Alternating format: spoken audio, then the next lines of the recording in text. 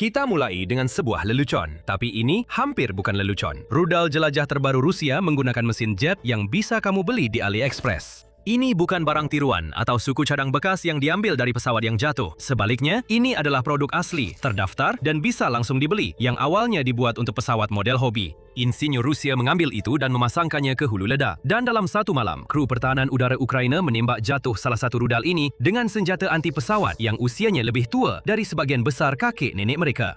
Ini adalah kisah tentang S-8000 Bandarol, atau bagaimana industri pertahanan yang kekurangan dana membangun sebuah rudal dari komponen pasar hobi global, dan bagaimana Ukraina berhasil menjatuhkannya dari langit dengan perlengkapan era Perang Dingin. Mari kita mulai dengan apa sebenarnya Bandarol itu, karena benda ini tidak cocok dengan kategori yang biasa kita kenal. Keluarga rudal jelajah Rusia secara tradisional berarti seperti KH-101, 3M14 kaliber, atau 9M727 yang digunakan dalam sistem Iskander K. Senjata itu mahal, dibuat khusus oleh Biro Rudal Khusus, diproduksi dalam jumlah yang relatif kecil, dan disimpan untuk serangan bernilai tinggi. Bandarol justru kebalikannya. Bandarol dikembangkan oleh Kronstadt, sebuah perusahaan yang sama sekali bukan produsen rudal, melainkan produsen drone Orion Rusia, yaitu pesawat tak berawak dengan ketinggian menengah dan daya tahan lama. Kronstadt mengambil konsep kendaraan udara tak berawak dan pada dasarnya memiliterisasinya menjadi senjata serang bertenaga jet sekali pakai. Hasilnya adalah sesuatu yang berada di antara drone kamikaze dan rudal jelajah klasik, lebih dekat secara konsep dengan drone roket milik Ukraina sendiri daripada dengan apapun dalam garis keturunan rudal jelajah lama Rusia. Dari segi spesifikasi, drone ini kecil namun memiliki daya hancur yang cukup besar. Bandarol melaju dengan kecepatan sekitar 600 km per jam, dengan kecepatan maksimum yang disebutkan sekitar 650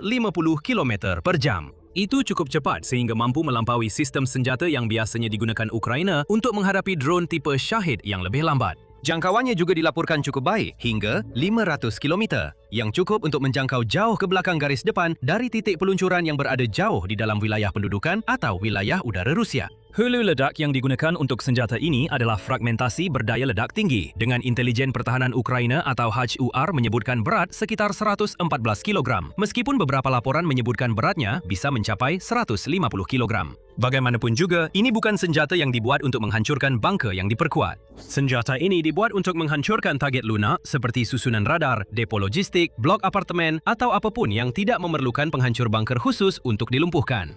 Platform peluncuran utama senjata ini adalah drone Orion itu sendiri, dan Kronstadt kabarnya juga sedang berupaya menyesuaikannya agar bisa diluncurkan dari helikopter serang Mi-28N, yang akan memberi Rusia metode pengiriman kedua dengan waktu persiapan yang jauh lebih singkat. Tapi yang sebenarnya membuat Bandarol layak diberitakan bukanlah kerangka pesawatnya, sebaliknya kita perlu fokus pada apa yang ada di dalamnya.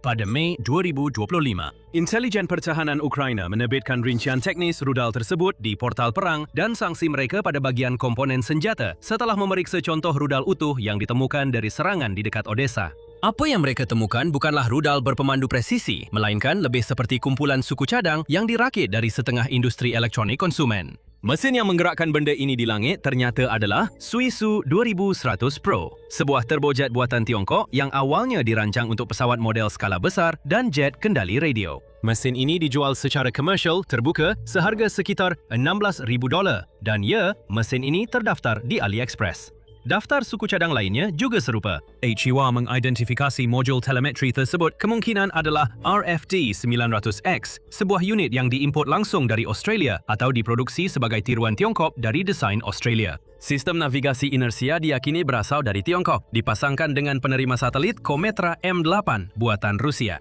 Ini adalah teknologi antena tahan gangguan yang sama yang telah dipasang Rusia pada drone Gerun yang berasal dari Shahid serta pada kit bom luncur UMPK dan UMPB miliknya. Servo atau motor kecil yang menggerakkan permukaan kendali adalah unit Dynamixel MX64AR buatan Korea Selatan yang juga tersedia di pasaran. Dan tersebar di seluruh perangkat elektroniknya terdapat sekitar 20 jenis microchip berbeda yang berasal dari produsen di Amerika Serikat, Tiongkok, Swiss, Jepang, dan Korea Selatan. Tapi bagaimana perusahaan Rusia yang terkena sanksi bisa mendapatkan komponen dari begitu banyak negara yang secara terbuka diproduksi oleh perusahaan-perusahaan yang seharusnya tidak ingin produk mereka digunakan dalam rudal jelajah yang ditembakkan ke Kiev? Menurut HUR, sebagian besar komponen elektronik tersebut melewati satu titik distribusi, yaitu grosir elektronik Rusia bernama Chip and Dip, salah satu distributor domestik terbesar di negara itu. Dari sana, laporan intelijen Ukraina sebelumnya menggambarkan jaringan penghindaran sanksi yang menyalurkan impor ini melalui negara-negara perantara. Negara-negara tersebut termasuk Armenia, Kazakhstan, Tiongkok, Turki, dan Uni Emirat Arab. Semuanya menggunakan perusahaan cangkang untuk menyamarkan jejak dokumen sebelum suku cadang tersebut sampai ke jalur produksi Rusia.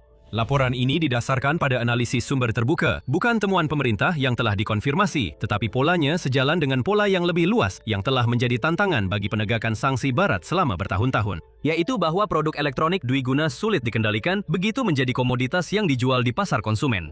Ada juga benang merah finansial dalam cerita ini. Kronstadt, perusahaan yang membangun Bandarul, tidak benar-benar menunjukkan stabilitas korporasi. Dalam sebuah laporan pada Agustus 2025, perusahaan itu menghadapi potensi kebangkrutan dengan sekitar 40 gugatan yang totalnya mencapai kurang lebih 7,7 juta dolar. Diajukan terhadapnya selama 3 bulan dan tidak ada jalur restrukturisasi yang jelas pada saat laporan itu dibuat.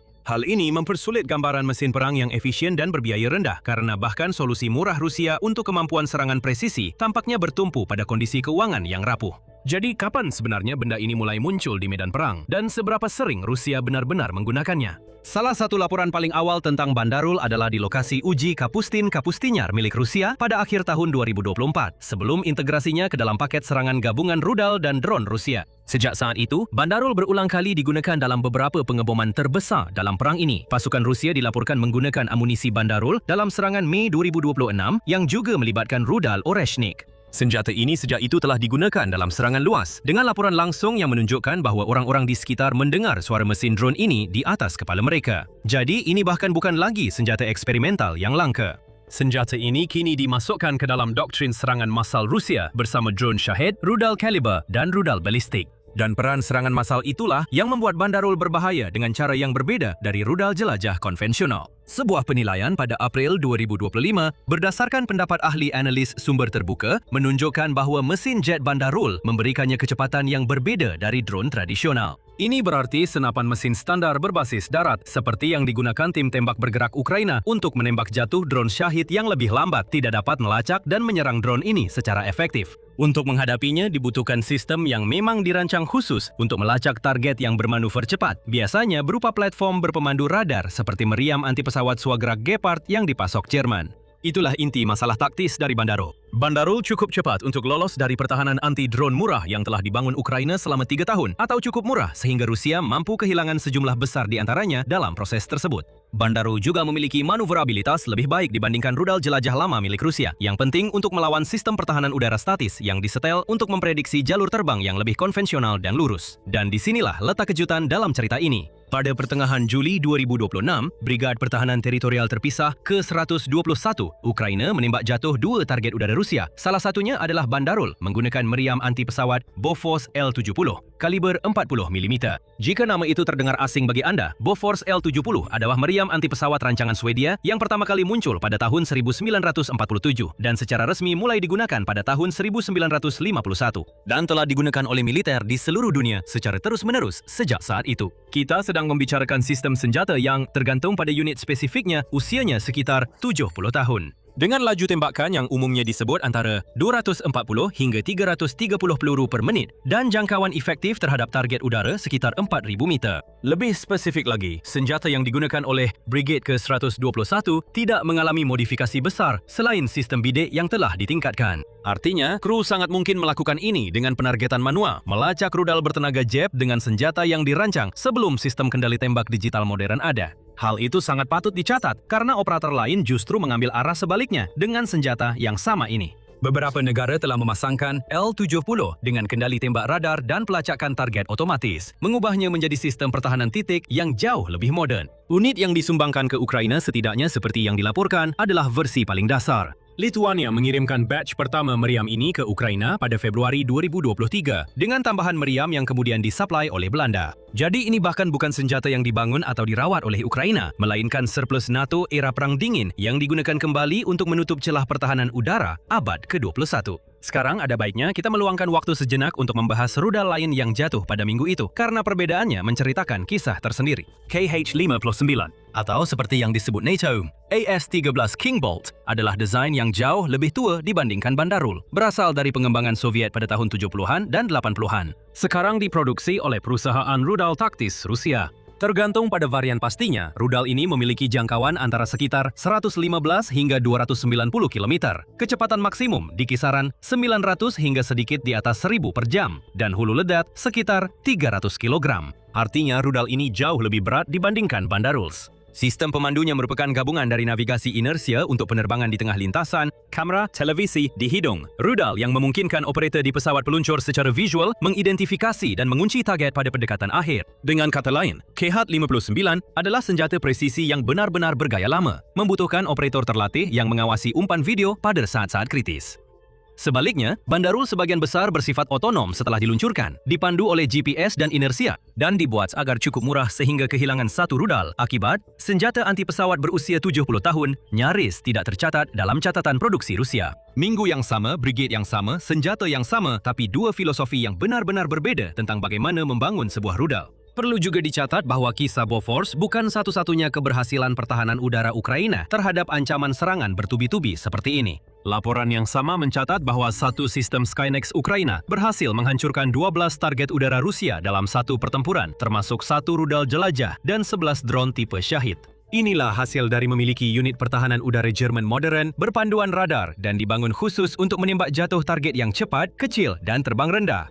Terutama ketika Rusia menggunakan drone yang berasal dari pabrik komersial. Letakkan kedua cerita itu berdampingan dan Anda akan mendapatkan gambaran yang cukup jujur tentang bagaimana Ukraina sebenarnya mempertahankan langitnya saat ini. Bukan dengan satu sistem solusi tunggal, tapi dengan tambal sulam. Di satu sisi, ada meriam Jerman berpanduan radar yang canggih. Di sisi lain, Anda punya senjata antik Swedia yang diarahkan secara manual. Keduanya melakukan tugas dasar yang sama karena memang tidak cukup sistem modern untuk melindungi semuanya sekaligus. Dan yang lebih penting, sekitar waktu yang sama, sebuah video yang dibagikan oleh analis sumber terbuka dengan nama pengguna Special Kurson Cat, tampaknya menunjukkan drone Orion Rusia, platform yang sama yang membawa Bandarul, terbakar di sebuah ladang di Crimea yang diduduki setelah tampaknya dihancurkan oleh pihaknya sendiri, bukan oleh aksi Ukraina. Para peneliti melecak lokasi puing-puing tersebut ke sebuah desa bernama Ivanivka sekitar 13 km dari Kerch dan 11 km dari lapangan udara tempat drone-drone ini biasanya beroperasi. Video tersebut sesuai dengan gambaran umum dari sebuah program senjata yang dibangun dengan cepat, murah dan di bawah tekanan sanksi.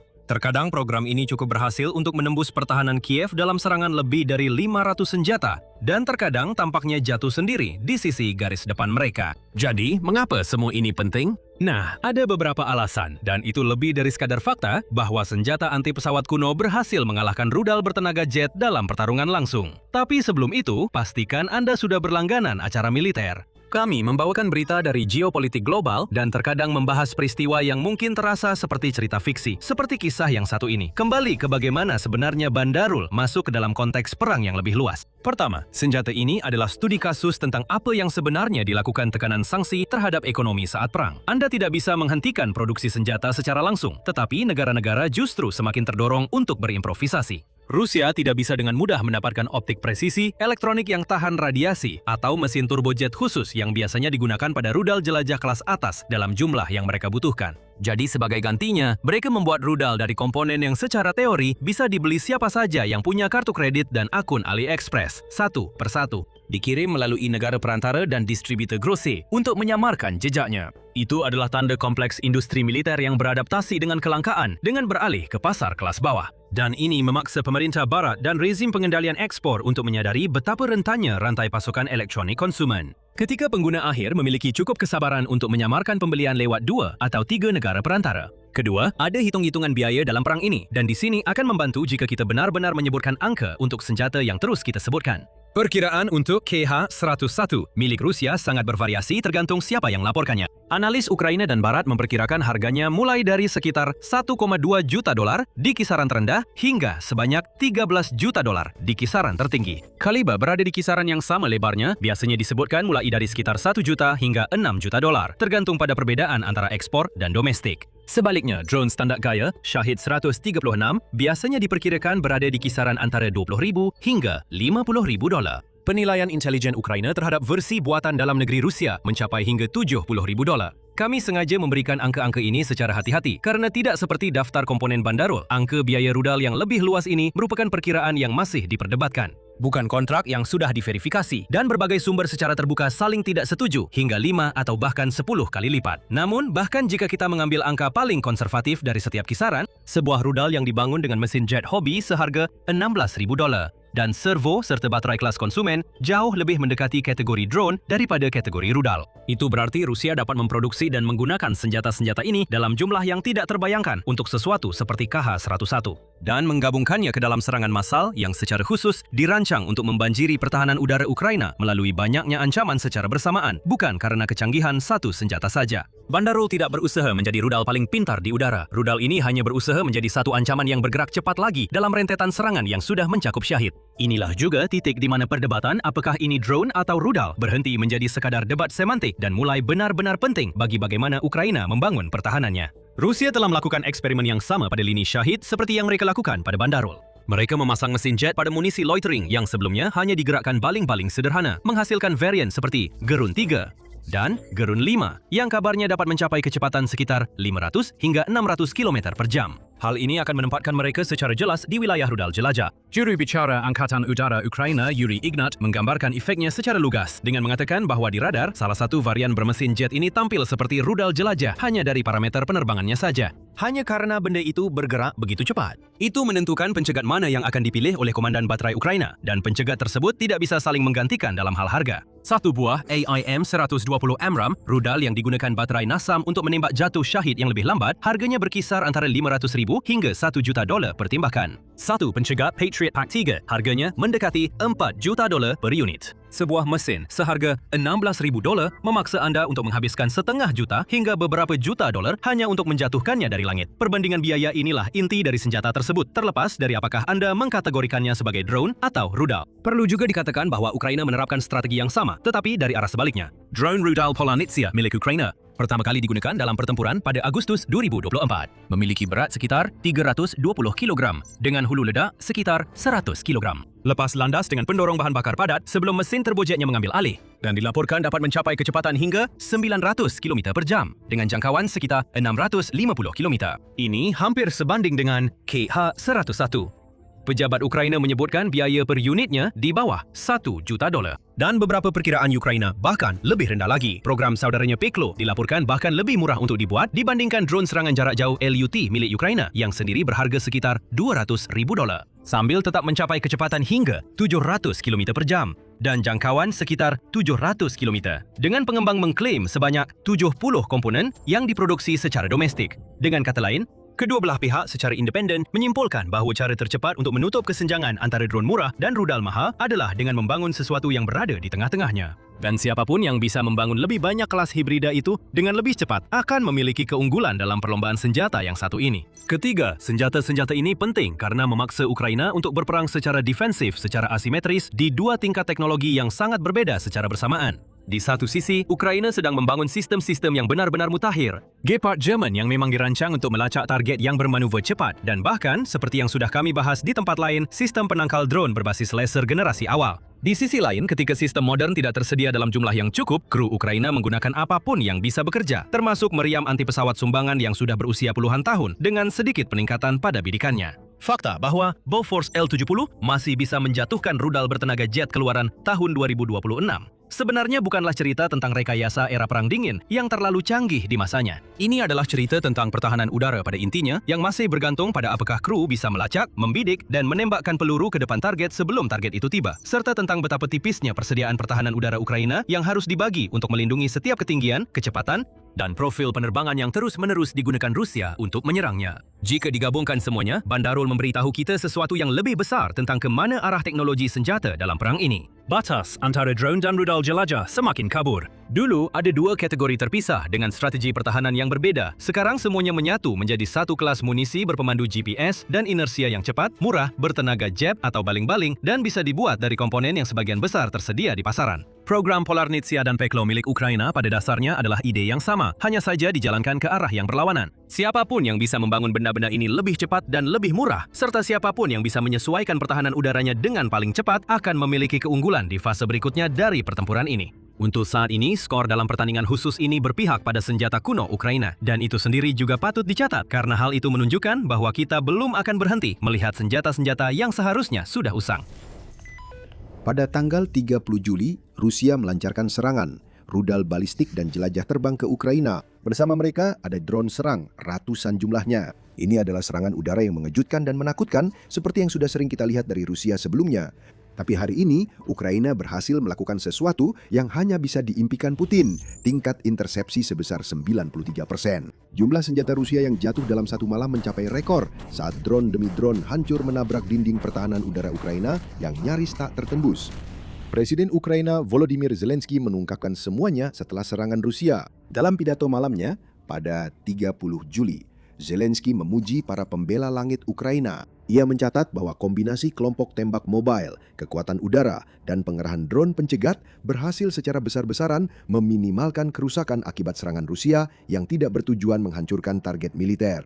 Putin ingin meneror, menebar ketakutan, dan rencana jahatnya, seperti yang sering terjadi, adalah meluncurkan senjata ke warga sipil tak berdosa di kota-kota Ukraina. Profesionalisme personel pertahanan udara Ukraina benar-benar terlihat pada malam yang seharusnya bisa jauh lebih menghancurkan karena jumlah senjata Rusia yang berhasil dijatuhkan oleh tembakan Ukraina mencapai rekor tertinggi. Apa yang kita saksikan pada 30 Juli bukanlah sebuah anomali. Itu adalah hasil dari evolusi, transformasi kekuatan pertahanan udara Ukraina yang bahkan tidak bisa dibayangkan oleh Rusia setahun yang lalu. Mari kita kembali ke awal tahun 2025. Pada saat itu, tingkat intersepsi Ukraina terhadap drone serang Rusia jauh lebih rendah dibandingkan sekarang. Tingkat itu bervariasi, meskipun cenderung berada di kisaran pertengahan 70% hingga awal 80%. Terlalu banyak drone Rusia yang berhasil menembus pertahanan. Putin telah memerintahkan pembangunan lebih banyak drone serang tipe Shahid daripada sebelumnya, dan jumlah yang sangat besar itu membuat pertahanan udara Ukraina kewalahan. Loncat ke musim panas tahun 2026, dan ceritanya sangat berbeda. Saat ini drone Rusia masih berbahaya, tapi tidak mematikan seperti sebelumnya. Bukan karena Rusia membuat lebih sedikit drone atau kualitas drone-nya menurun. Ya, sebagian besar seperti yang akan Anda ketahui nanti. Itu karena Ukraina sudah semakin mahir dalam melakukan intersepsi. Tanggal 30 Juli dengan tingkat intersepsi 93% menjadi sorotan di bulan itu.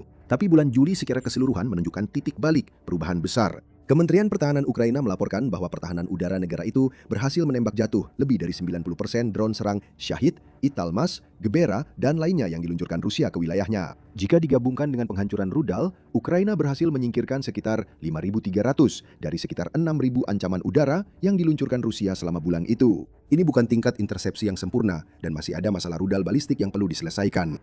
Namun ketika berhadapan dengan drone Rusia, pertahanan udara Ukraina sekarang lebih efektif dibandingkan kapanpun sejak Putin melancarkan invasinya.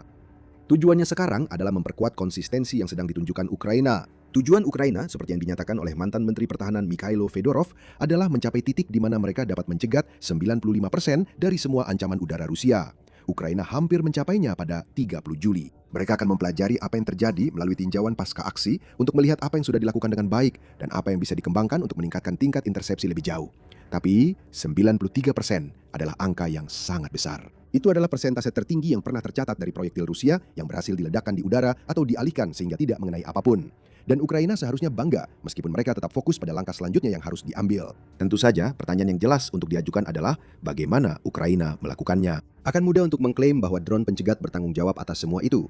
Dan drone-drone ini memang telah memberikan perbedaan besar terhadap tingkat intersepsi Ukraina sejak mulai dikerahkan di lapangan. Selama 4 bulan pertama tahun 2026, Ukraina meningkatkan produksi drone pencegatnya sebesar 2,6 kali lipat, ungkap Fedorov pada bulan Mei. Dan drone pencegat tersebut menggandakan jumlah drone tipe Shahid yang berhasil mereka jatuhkan selama periode yang sama. Ukraina menyadari pentingnya drone pencegat yang hemat biaya ini, yang seringkali hanya membutuhkan beberapa ribu dolar atau bahkan kurang untuk dibuat. Produsen drone Ukraina sedang mengembangkan generasi berikutnya dari drone pencegat seperti Sting 2 untuk menghadapi drone serang Rusia terbaru yang menggunakan mesin jet agar bisa melewati generasi pencegat saat ini. Jadi, drone pencegat Ukraina sangat berperan besar dalam menembak jatuh 93% target dalam satu malam. Tapi itu bukan seluruh ceritanya.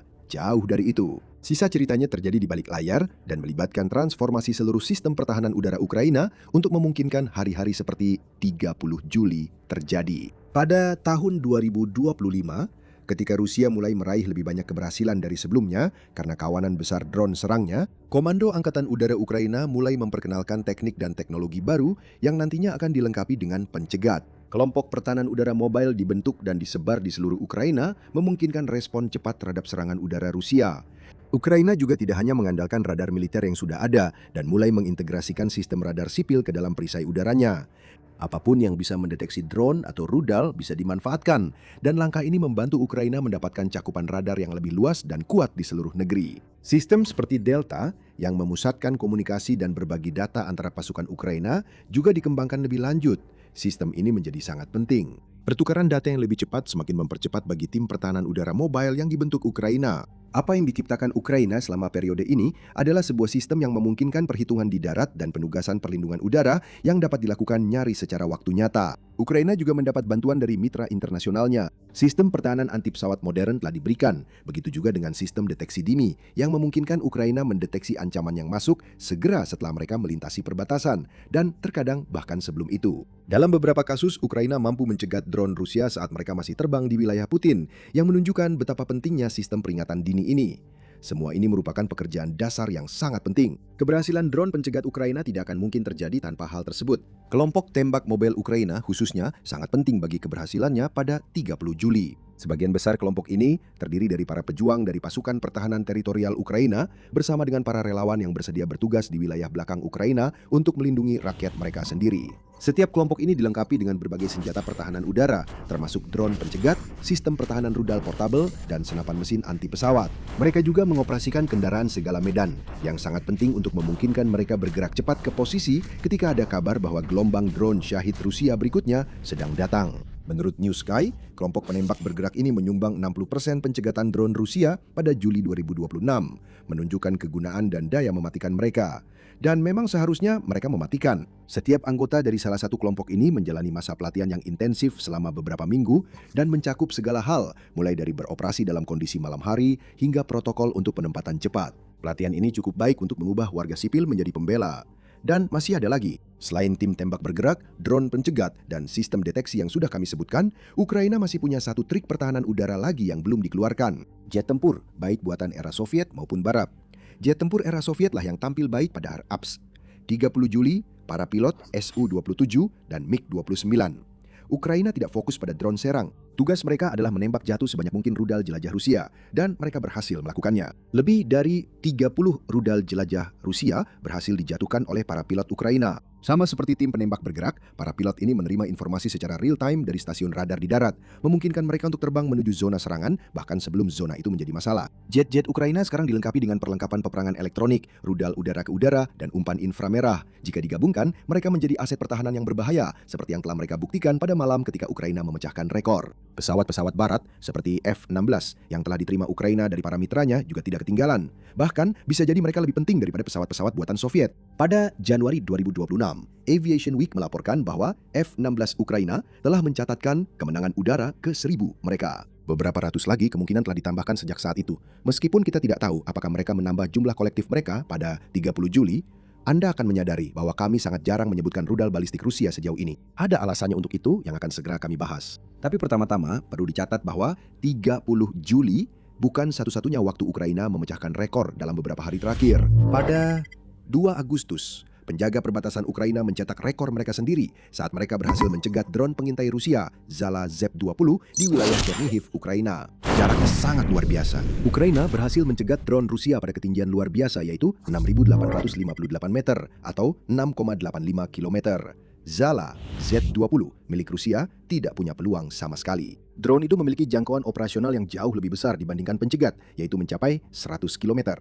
Namun kemampuan untuk keluar dari jangkauan tidak berarti banyak ketika sebuah drone yang dirancang untuk melihat segalanya gagal mendeteksi pencegat yang mendekat dari belakangnya. Drone Rusia itu meledak di udara, sama seperti 93% dari proyektil yang diluncurkan Rusia ke Ukraina pada 30 Juli.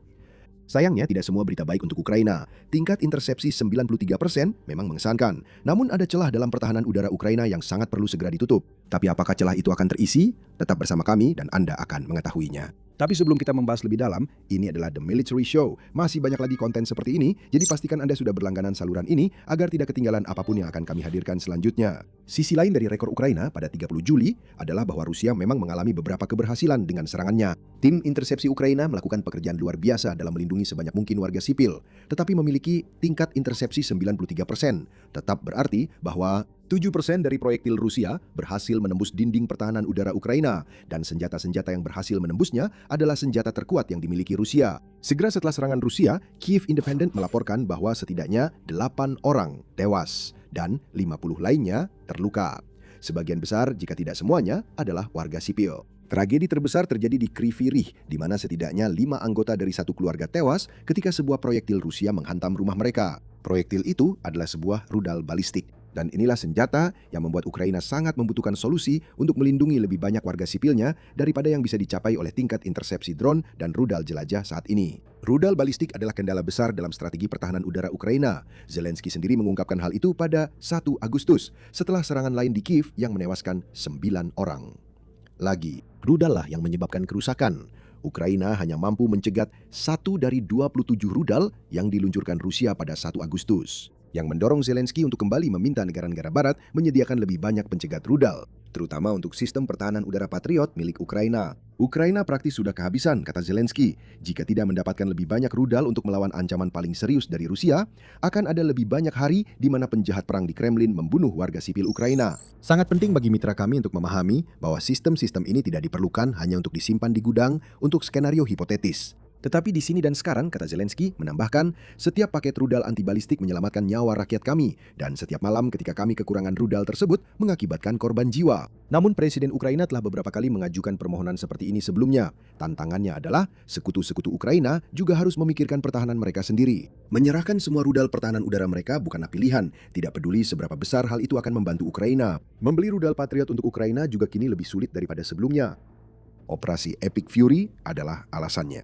S diyakini telah menghabiskan sekitar 1.430 rudal Patriot dari stok sebelum perang yang berjumlah sekitar 2.330 menurut laporan BBC pada akhir Juli. AS wajar enggan untuk menjual lebih banyak ke Ukraina dan tentu saja tidak akan memberikannya secara gratis. Hal itu membuat sekutu Ukraina tidak bisa berbuat banyak, padahal mereka mungkin bisa membantu menanggapi permintaan Zelensky melalui pembelian lewat sistem Pearl.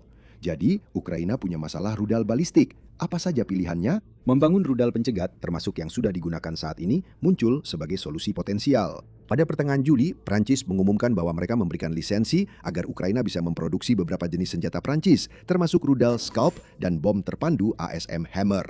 Juga dalam daftar tersebut terdapat rudal pertahanan udara Aster yang digunakan dalam sistem SAMP-T yang dimiliki Ukraina.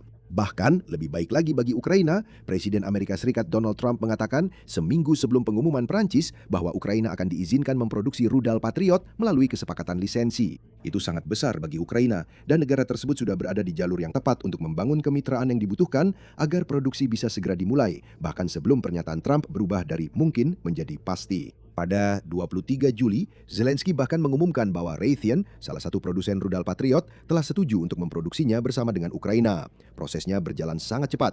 Tapi siapapun yang memperhatikan Trump tahu bahwa apa yang dia katakan dan apa yang dia lakukan seringkali adalah dua hal yang sangat berbeda. Itu tampaknya juga terjadi pada lisensi rudal Patriot. Ide itu belum sepenuhnya dikesampingkan, setidaknya belum. Pada 31 Juli, CNBC melaporkan bahwa Trump mungkin telah berubah pikiran. Menyebut teknologi Patriot sebagai sesuatu yang sulit untuk diberikan saat rapat kabinet di Camp David, Trump menyatakan bahwa Anda harus sangat berhati-hati dengan jenis kesepakatan lisensi seperti ini, karena selalu ada kemungkinan bahwa mereka yang menerima lisensi suatu hari nanti bisa berbalik melawan Anda. Trump memang menambahkan bahwa pejabat Amerika Serikat dan Ukraina masih membicarakan lisensi Patriot. Namun pertanyaannya harus diajukan, mengapa Trump membuat pengumuman tentang lisensi itu jika dia sendiri belum yakin akan menindaklanjutinya? Apakah dia mencoba mencetak poin? Pengumuman besar Trump tentang Patriot disampaikan pada KTT NATO di Ankara, dan mungkin saja dia ingin menarik perhatian media dari acara tersebut. Apakah Trump tidak melakukan risetnya? Presiden Amerika itu memang mengatakan bahwa dia belum berbicara dengan Raytheon atau Lockheed Martin tentang kesepakatan tersebut, tetapi keduanya tampaknya setuju. Satu-satunya hal yang pasti kita ketahui adalah kesan pasti dalam kata-kata, kami akan memberikan lisensi kepada Anda untuk membuat Patriot. Dengan cara ini Anda tidak bisa mengeluh bahwa kami tidak memberi Anda cukup. Tampaknya telah digantikan dengan sikap berhati-hati dari pemerintahan Trump. Ukraina akan merasa frustrasi. Namun pada kenyataannya, kesepakatan lisensi seperti ini tidak menyelesaikan tantangan rudal balistik yang dihadapi Ukraina saat ini. Setidaknya akan memakan waktu berbulan-bulan dan kemungkinan besar bertahun-tahun untuk membangun jalur produksi baik untuk rudal Patriot maupun Aster. Ukraina juga berusaha menyelesaikan masalah ini sendiri. Ukraina sedang mengembangkan sistem rudal anti-balistik dengan nama sandi Freya bersama beberapa sekutunya di Eropa. Namun sekali lagi, waktu menjadi masalah. UKR Inform melaporkan bahwa Ukraina tidak memperkirakan prototip sistem baru ini akan siap hingga pertengahan 2027, yang berarti Rusia memiliki waktu sekitar 1 tahun untuk melakukan kerusakan dengan rudal balistik. Satu-satunya solusi yang dapat membantu Ukraina saat ini adalah mendapatkan lebih banyak rudal pencegat anti-balistik untuk sistem pertahanan udara yang sudah dimilikinya. Itulah satu-satunya masalah nyata Ukraina. Semua pekerjaan dasar yang mendukung strategi intersepsi drone Ukraina dengan sangat baik juga menguntungkan sistem intersepsi misilnya. Semuanya bergantung pada persediaan. Ukraina tidak memiliki rudal pencegat yang dibutuhkan untuk mencegah serangan Rusia. Chatham House menyarankan solusi lain. Perluasan proyek Sky Shield akan sangat membantu. Itu akan membawa 120 pesawat tempur Eropa ke dalam pertempuran yang tugas utamanya adalah menembak jatuh misil di atas Ukraina Barat. Itu akan mencakup sekitar 30% wilayah Ukraina. Tetapi hal ini menimbulkan komplikasi karena Putin akan mengklaimnya sebagai eskalasi jika itu terjadi. Menyediakan lebih banyak senjata ofensif seperti rudal Taurus dari Jerman juga bisa menjadi pilihan. Gagasan di sini adalah untuk mencegah Rusia dengan membalas sama kerasnya setiap kali mereka meluncurkan serangan rudal. Namun sekali lagi, persediaan menjadi masalah, begitu juga dengan kemauan politik. Apapun solusi yang diambil, itu harus segera dilakukan. Masa depan Ukraina mungkin bergantung padanya. Namun terlepas dari semua ini, 30 Juli bisa dianggap sebagai keberhasilan besar bagi Ukraina. Strategi rudal balistik Rusia masih berjalan, namun strategi serangan drone jarak jauhnya mulai runtuh. Pertahanan udara Ukraina terlalu tangguh bagi mereka.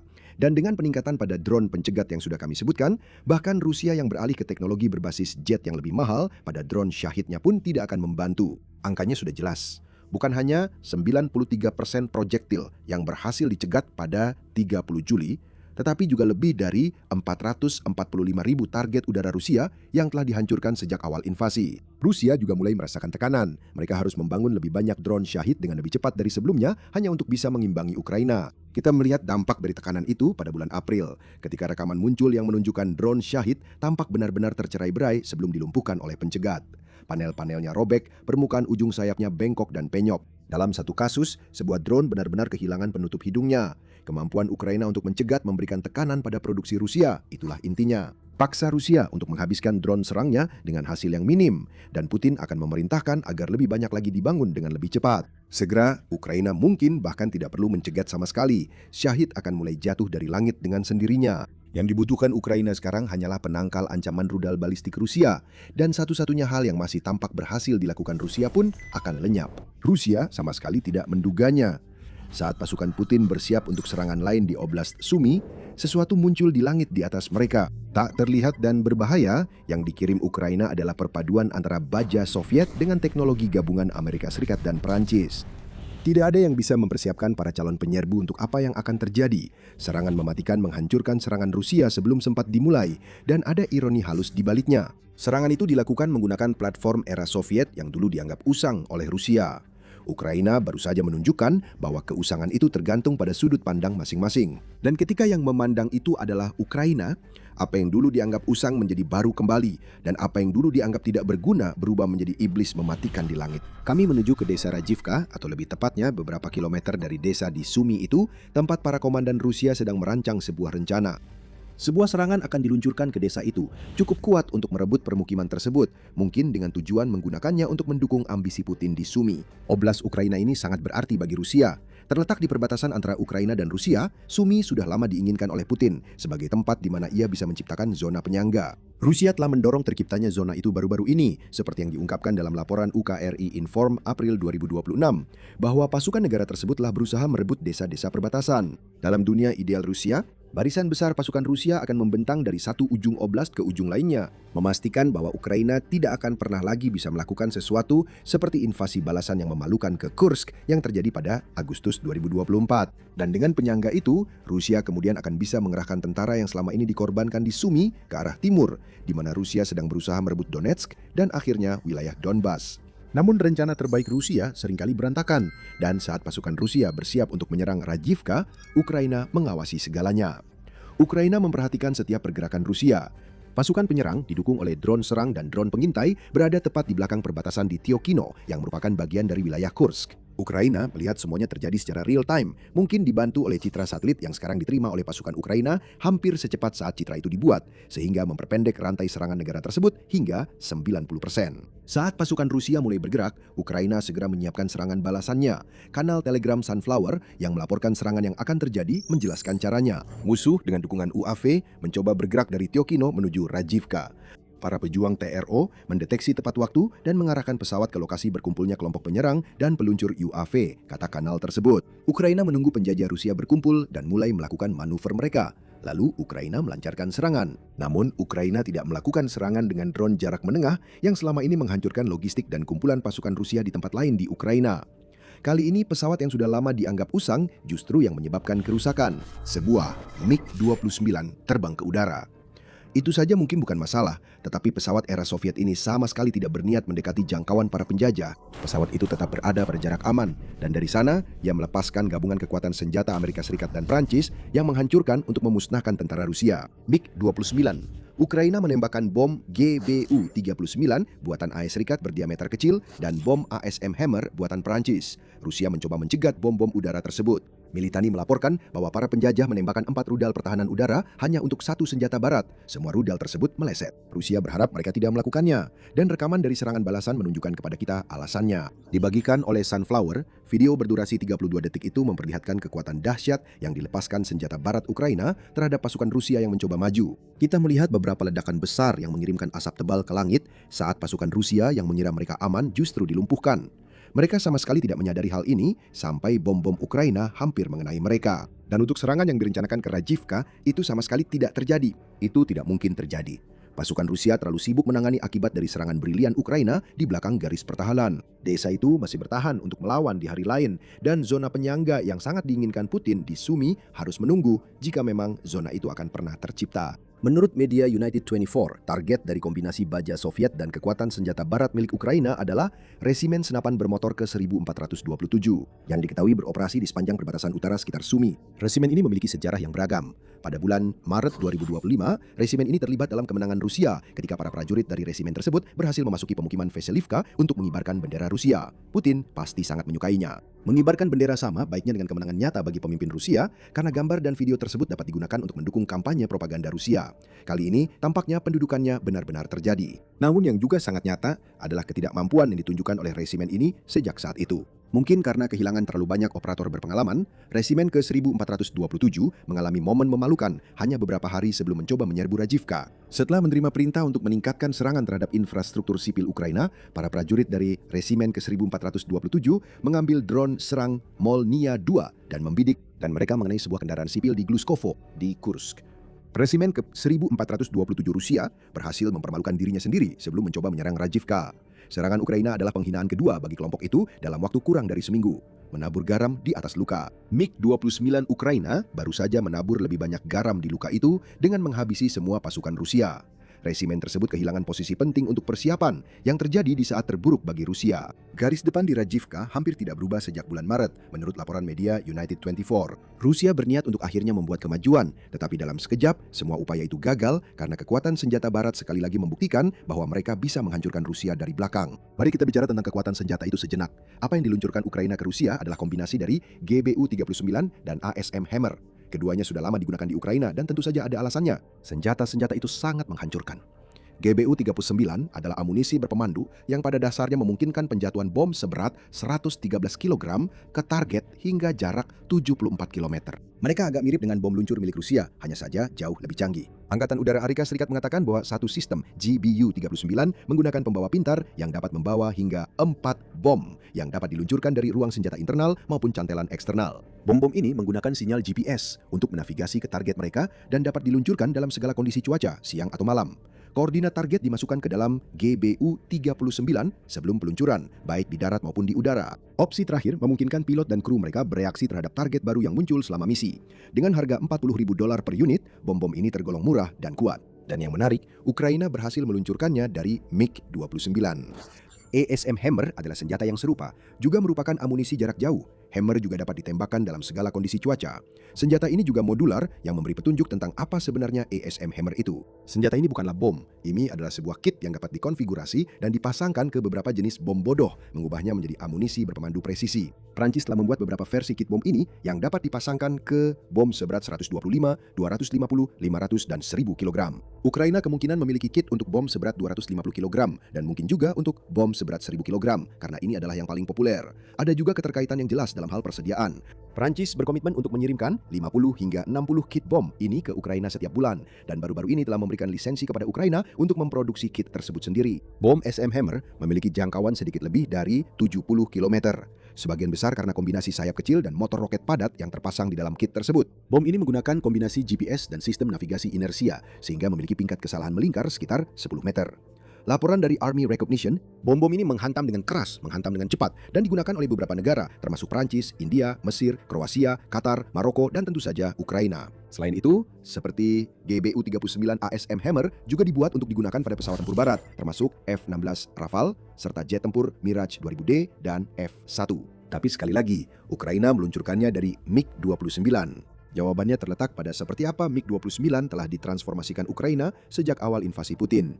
Jet tempur era Soviet ini dianggap usang oleh Rusia, tapi sebenarnya tidak. Ukraina membuktikannya. Tapi sebelum kami menjelaskan lebih lanjut, ini adalah pengingat bahwa Anda sedang menonton acara militer. Inilah jenis wawasan yang ingin Anda lihat. Pastikan Anda sudah berlangganan saluran ini dan mengaktifkan notifikasi. Kami akan membawa Anda kembali ke awal invasi Rusia. Sekitar 1 bulan setelah invasi, pada 27 Maret 2022, Global Defense Corps mengajukan sebuah pertanyaan yang saat itu ada di benak banyak orang. Mengapa Rusia belum menggunakan MiG-29-nya sebagai bagian dari pasukan invasi awal? Ini tentu bukan kasus di mana Rusia mencoba menahan aset udara canggihnya untuk digunakan nanti. Rusia menggunakan Su-34 dan Su-35 selama tahap awal invasi, bersama dengan pesawat yang lebih tua seperti Su-24 dan Su-25. Namun, MiG-29 benar-benar tidak terlihat. Ada logika tertentu di balik langkah ini pada saat itu. Ukraina mempertahankan armada MiG-29 yang cukup besar miliknya sendiri dengan 56 jet tempur yang tersisa dari masa ketika masih menjadi bagian dari Uni Soviet. Rusia berpikir bahwa mengirimkan pesawat sejenis ke dalam pertempuran bukanlah ide yang bagus. Dan selain itu, pesawat tempur lain yang dikirim Rusia dianggap lebih baik. MiG-29 dianggap sudah ketinggalan zaman, bahkan menurut standar Rusia, yang cukup gila jika dipikirkan mengingat banyaknya perlengkapan era Soviet yang telah digunakan negara itu melawan Ukraina. Rendahnya penghargaan terhadap pesawat tempur lamanya ini juga terlihat dalam sebuah investigasi pada Februari 2009 yang menemukan bahwa sekitar 200 dari 291 MiG-29 milik Rusia tidak layak terbang karena telah mengalami kerusakan. Pesawat-pesawat itu hanya ada untuk memperbesar jumlah angkatan udara Rusia, meskipun sebenarnya tidak layak tempur. Hal ini sudah cukup menjelaskan bagaimana pandangan Rusia terhadap jet tempur miliknya sendiri. MiG-29 tidak cukup baik untuk Ukraina. Rusak, usang, tidak layak digunakan, dan jelas tidak sebanding dengan kekuatan udara yang dimiliki Rusia di tempat lain. Namun seperti yang sering terjadi dalam perang ini, Ukraina telah membuktikan bahwa Rusia salah dan menunjukkan bahwa sebuah negara yang mampu melakukan inovasi nyata ditambah dukungan dari sekutunya dapat mengubah apa yang diyakini Rusia sebagai platform udara usang menjadi aset utama. Ukraina memahami pentingnya MiG-29 miliknya sejak awal invasi. Anda bisa berargumen bahwa Ukraina sebenarnya tidak punya pilihan sebelum kedatangan pesawat-pesawat barat ke negara itu yang baru terjadi beberapa tahun setelah Putin melancarkan invasinya. Namun argumen itu tidak berlaku jika dibandingkan dengan laporan majalah Military Watch dari September 2025 yang mengungkapkan bahwa Ukraina telah memperoleh jet tempur MiG-29 dari Azerbaijan karena negara Kaukasus tersebut telah mempensiunkan jet-jet itu dari dinas aktif. Ukraina juga telah menerima MiG-29 dari Polandia dan Slovakia selama perang yang menunjukkan sesuatu yang penting kepada kita. Ukraina melihat nilai pada jet tempur ini, sementara Rusia tidak. Sebagian dari hal ini berasal dari nilai MiG-29 sebagai aset pertahanan udara. Seperti yang dikatakan oleh Militani, Ukraina telah menggunakan MiG-29 dalam misi pertahanan udara di seluruh negeri. Kemungkinan karena pesawat ini masih mampu menembak jatuh drone dan proyektil lainnya. Meskipun MiG-29 sudah ketinggalan zaman, pesawat ini masih lebih dari cukup cepat untuk dengan mudah mengungguli bahkan drone tipe Shahid terbaik sekalipun. Dan rudal udara ke udara yang dapat dipasang di jet ini mampu menghancurkan drone-drone tersebut dalam sekejap. Namun, bukan seperti itu cara Ukraina menggunakan MiG-29. Mereka tepat di seberang perbatasan dari Sumy. Apa yang kita lihat dalam gagalnya upaya penyerangan resimen senapan bermotor ke-1427 adalah penggunaan MiG-29 sebagai aset jarak jauh yang mampu menembakkan senjata-senjata barat. Itu adalah sesuatu yang tidak pernah diantisipasi oleh Rusia. Itu juga sesuatu yang tidak bisa dilakukan Rusia sebagai balasan. Amerika Serikat dan Prancis tidak akan mulai mengirimkan GBU-39 dan ASM Hammer ke Rusia. senjata-senjata itu untuk Ukraina, dan ini menjadi contoh lain dari perpaduan kecerdikan Ukraina dan kerjasama yang terlihat jelas. Ukraina dan mitra-mitra baratnya telah bekerja keras untuk mengubah MiG-29 dan pesawat era Soviet lainnya menjadi jet yang bisa digunakan Ukraina untuk merusak Rusia. MiG-29 yang mampu meluncurkan senjata barat bukanlah hal baru. Pada Mei 2024, Army Recognition melaporkan bahwa Ukraina telah memodifikasi jet tempur MiG-29 sehingga mereka bisa menggunakan amunisi barat. Mereka bersama dengan stok Su-24 dan Su-27 milik Ukraina telah diadaptasi sehingga dapat meluncurkan beberapa jenis amunisi yang disediakan oleh AS-RK, Prancis, dan Inggris, menurut laporan media tersebut pada saat itu. Bom ASM Hammer disebutkan secara spesifik, begitu juga dengan JDAM buatan ASEC dan bom pintar Paveway 4 buatan Inggris. Pesawat-pesawat lain jelas juga telah mengalami hal serupa dalam sebuah operasi yang memerlukan pengkabelan ulang elektronik setiap pesawat era Soviet agar jet-jet tersebut kompatibel dengan senjata barat terbaru mereka. Ukraina terus melakukan modernisasi MiG-29 yang sebelumnya dianggap usang oleh Rusia. Pada Januari 2026, Defense Express mengungkapkan bahwa MiG-29 Ukraina juga telah diadaptasi sehingga dapat meluncurkan rudal ERAM buatan Amerika, yang berarti Ukraina akan dapat mengoperasikan pesawat yang disebut usang tersebut setidaknya hingga tahun 2030. Memang, serangan harus dilakukan dari jarak jauh, tetapi itu sudah lebih dari cukup bagi Ukraina. Hal ini membuktikan betapa efektifnya perpaduan antara MiG-29 dan senjata barat dalam menghadapi Rusia. Jadi, apa yang harus dihadapi Rusia sekarang karena mereka meremehkan jet tempur mereka sendiri? Hanya MiG-29 yang bisa meluncurkan GBU-39, ASM Hammer, dan masih banyak lagi yang memungkinkan Ukraina menghantam target-target yang diperkuat dari jarak puluhan kilometer. Bukan masalah besar, kan?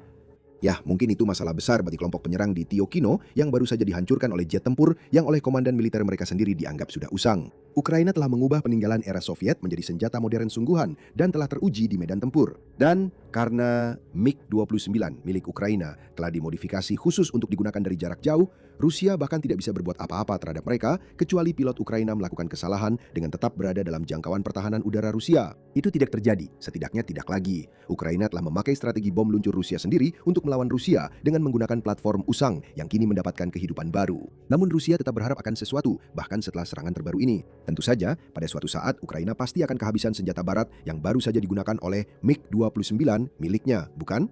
Itu mungkin berlaku untuk GBU-39. AS belum memberikan bantuan militer baru kepada Ukraina sejak 31 Maret dan tampaknya tidak akan mengubah pendekatan ini. Itu tidak berarti bahwa GBU-39 tidak akan tetap dikirim ke Ukraina. Tetapi Ukraina atau mitranya harus membelinya melalui inisiatif Pearl, bukan diberikan secara cuma-cuma. Situasi ASM Hammer berbeda. Seperti yang kami sebutkan sebelumnya, antara 50 hingga 60 unit dikirim ke Ukraina setiap bulan. Dan sekarang Ukraina memiliki lisensi untuk memproduksi Hammer sendiri. Segera, bom-bom berbahaya ini akan keluar dari jalur produksi Ukraina atau mungkin dari fasilitas di negara mitra untuk menjaga agar jalur tersebut tetap aman dari jangkauan rudal Rusia. Namun, bahkan jika semua itu tidak terjadi dan Ukraina memang hanya memiliki persediaan terbatas senjata barat ini, Rusia tetap tidak akan aman dari serangan jarak jauh yang dilakukan oleh MiG-29 yang telah diperbarui. Kenapa? Satu kata, Forivnyu-Fach. Mungkin agak sulit diucapkan, tapi satu kata ini menghancurkan semua harapan Rusia bahwa Ukraina mungkin kehabisan bom berpemandu yang digunakan untuk menghancurkan para calon penyerbu Rizivka dari Rusia. Bersama dengan begitu banyak target lainnya. Kata ini kurang lebih berarti penyeimbang atau penyamarata yang mencerminkan cara Ukraina memandangnya. Forivnyu-Fach adalah sebuah senjata dan bukan senjata sembarangan. Ini adalah jawaban Ukraina terhadap bom berpemandu Rusia dan senjata yang akan bisa diproduksi Ukraina jika pasokan bom berpemandu dari barat entah bagaimana habis. Dengan biaya 3 kali lebih murah daripada JDAM-IR buatan Amerikas, penyeimbang ini bisa dipasangkan pada hulu ledak seberat 250 kg dengan waktu persiapan 30 menit atau kurang. Meskipun dibuat dari nol, senjata ini memenuhi kebutuhan yang sama untuk menyerang target Rusia di belakang garis pertahanan menggunakan pesawat seperti MiG-21. Pada dasarnya, ini adalah versi bom luncur milik Ukraina, meskipun telah ditingkatkan dengan algoritma pemandu modern yang meningkatkan akurasi dan kemungkinan memberikan ketahanan terhadap peperangan elektronik. Dan kalau ini terdengar familiar soal GBU-39 dan ASM Hammer, tetapi equalizer dapat digunakan siang atau malam dalam kondisi cuaca apapun. Dan Ukraina memang telah melakukan hal itu. Pada 24 Juni, media United 24 melaporkan bahwa equalizer telah melakukan serangan pertamanya terhadap posisi garis depan Rusia. Ukraina memulai dengan langkah kecil, tetapi menggunakan bom berpemandu barunya untuk menyerang sebuah parit.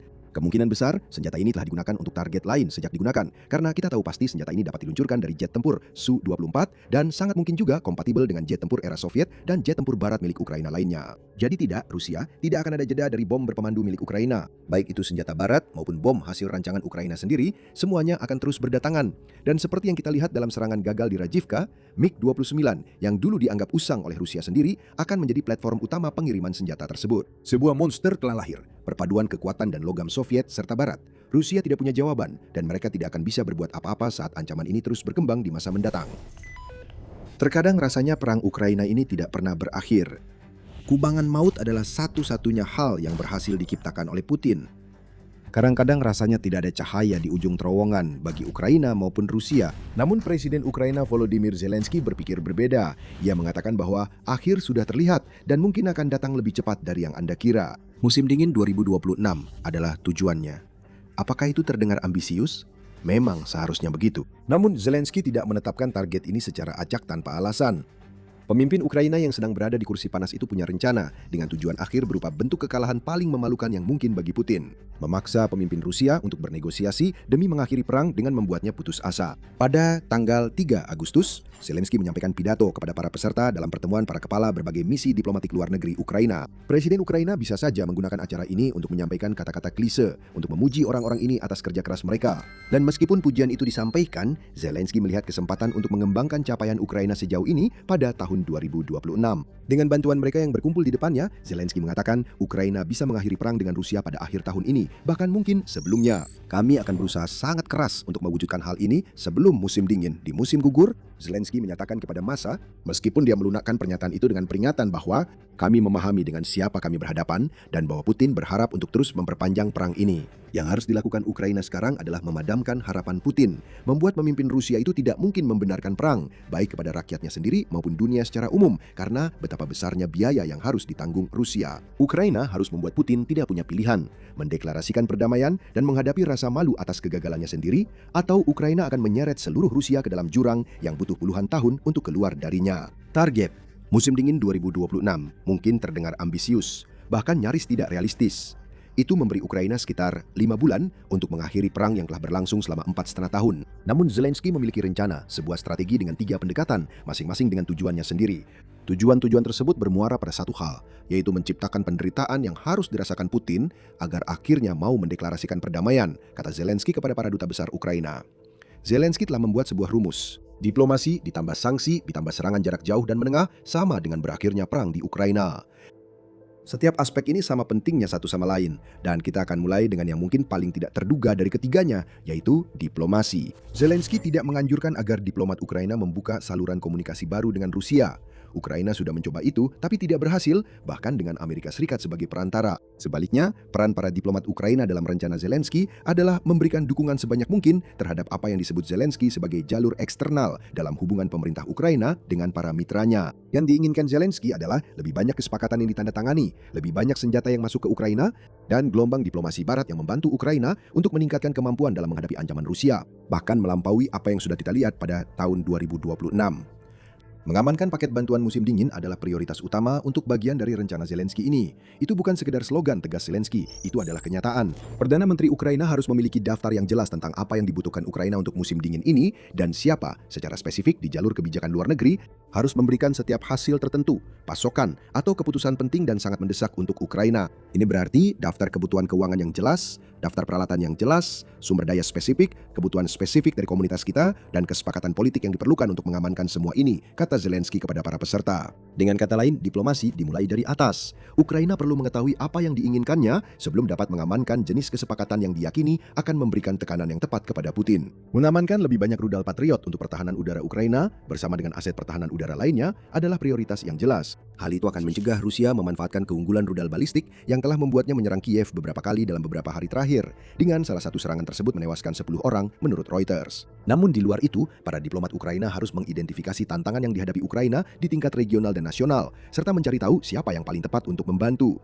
Setelah itu, para diplomat tersebut harus melakukan apa yang mereka kuasai, yaitu membuat kesepakatan. Zelensky menyebutkan beberapa negara, termasuk Slovakia, Rumania, Hungaria, Moldova, dan Polandia, sebagai negara-negara tetangga yang dengannya Ukraina harus memperkuat hubungan yang sudah terjalin. Dan satu hal lagi, para diplomat harus membantu Ukraina mendapatkan drone. Mereka bisa melakukan itu dengan mengupayakan lebih banyak kesepakatan drone. Melalui format kesepakatan drone, Ukraina menerima pendanaan tahunan jangka panjang untuk negara dan untuk produsen pertahanan Ukraina, sebuah fondasi keuangan yang stabil bagi industri pertahanan. Sebagai gantinya, mitra kami menerima kemampuan pertahanan modern, ujar Zelensky. Ini adalah bidang di mana para diplomat Ukraina sudah menunjukkan keunggulannya. Melalui upaya yang sudah ada, Ukraina berhasil mengamankan 9 kesepakatan drone dengan sekutunya, dan 15 lainnya sedang dalam berbagai tahap penyelesaian, seperti yang dilaporkan media United 24 pada 3 Agustus. Setiap kesepakatan tersebut membantu Ukraina dalam hal pendanaan, manufaktur, dan pengembangan drone baru yang dapat digunakan melawan Rusia.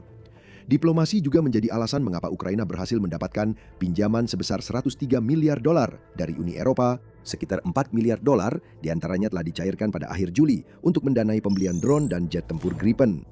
Kualitas kerja sebuah kedutaan harus diukur dari jumlah senjata yang diterima Ukraina, pendanaan yang mendukung Ukraina, dan keputusan politik serta langkah konkret yang memberikan tekanan kepada musuh.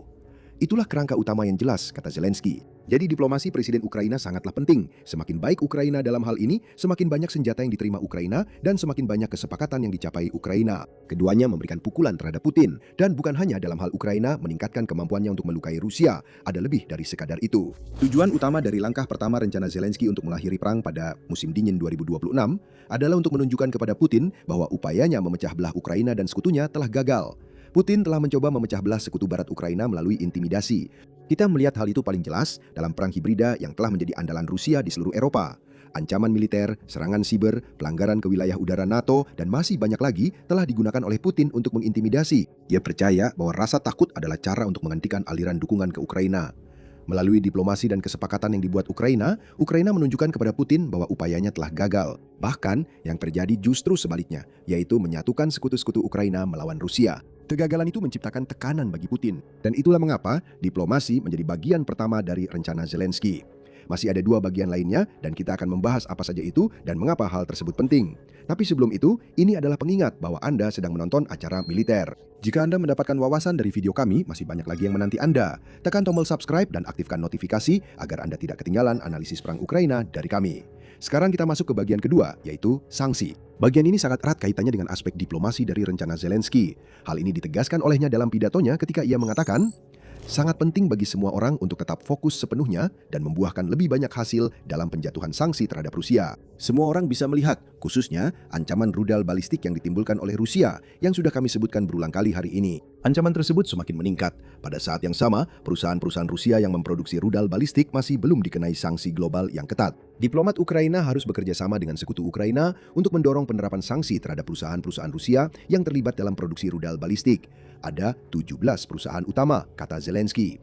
Bahkan perusahaan yang sudah dikenai sanksi pun masih bisa memanfaatkan celah dan kekurangan untuk menjaga mesin perang Rusia tetap berjalan. Menutup celah-celah tersebut adalah suatu keharusan, bersamaan dengan menciptakan sanksi-sanksi baru. Untuk itu, Ukraina perlu memastikan keterlibatan yang lebih besar dengan para mitranya, bahkan sampai berkomunikasi dengan mereka setiap hari. Bagian dari rencana ini mungkin terlihat agak serakah dari pihak Ukraina. Bagaimanapun juga, Rusia sudah menghadapi ribuan sanksi yang sebagian besar diberlakukan oleh sekutu-sekutu Ukraina. Menurut Castellum, Ukraina dan sekutunya telah bersama-sama menerapkan 26.655 sanksi terhadap Rusia, di mana 23.960 diantaranya diberlakukan sejak awal invasi skala penuh.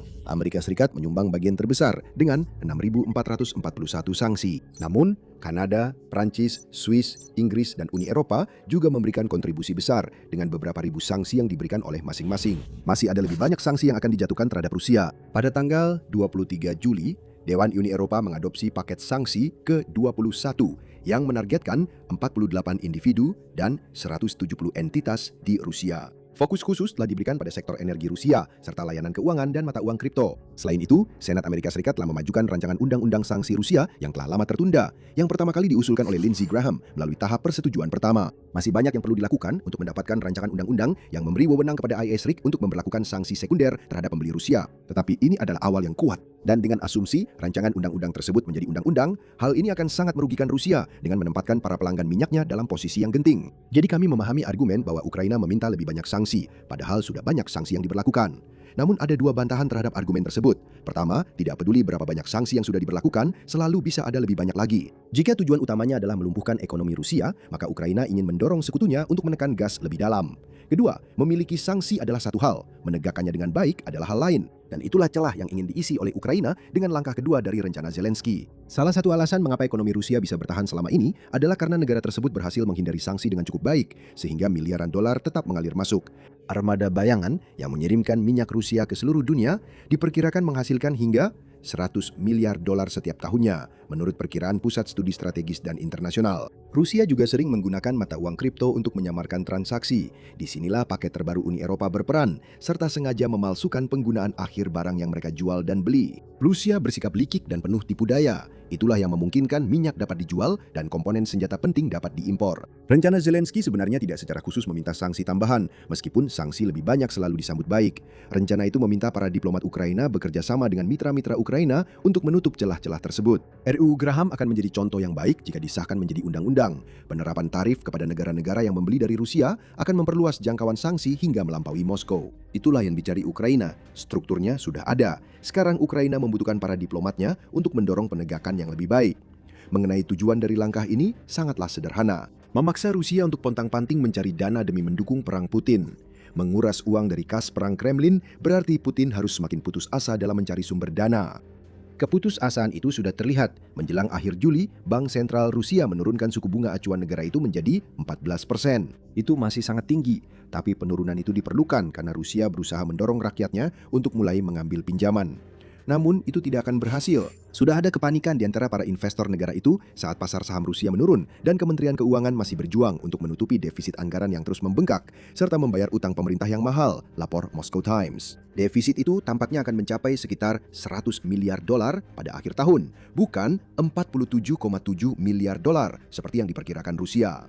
Usaha kecil di Rusia gulung tikar dalam jumlah rekor. Hanya dalam 3 bulan pertama tahun 2026, sebanyak 200.000 perusahaan kecil dan menengah di Rusia menutup usahanya. Rusia berada di ambang krisis perbankan akibat kredit macet dan inflasi kembali meningkat mencapai 6% pada bulan Juni setelah turun ke angka terbaik tahun ini yaitu 5,3% pada bulan Mei.